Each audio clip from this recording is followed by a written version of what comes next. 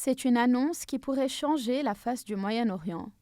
Les États-Unis et l'Iran affirment être parvenus à un accord pour mettre fin immédiatement à la guerre qui secoue la région depuis plus de 3 mois.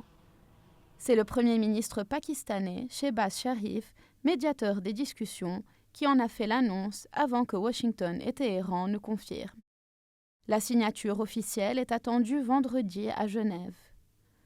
Donald Trump a annoncé la réouverture immédiate du détroit d'Ormuz et la levée du blocus naval américain dès la signature du texte. Les marchés ont réagi aussitôt. Les cours du pétrole ont chuté de plus de 4%, tandis que les bourses asiatiques enregistraient de fortes hausses.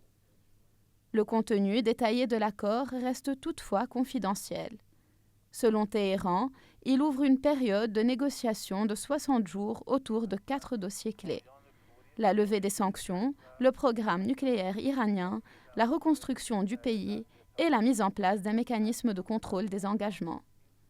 Mais les tensions restent vives.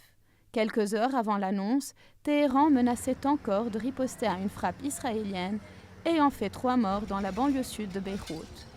Donald Trump a lui-même exprimé sa colère, reprochant à Benyamin Netanyahou d'avoir compromis un moment diplomatique particulièrement délicat. Israël affirme de son côté avoir répondu à des attaques de drones depuis le Liban. Dans les capitales occidentales, l'accord est accueilli avec espoir et prudence. Le secrétaire général de l'ONU, Antonio Guterres, y voit une étape cruciale. Emmanuel Macron appelle à transformer cette avancée en solution durable. Déclenchée le 28 février, la guerre a fait des milliers de victimes.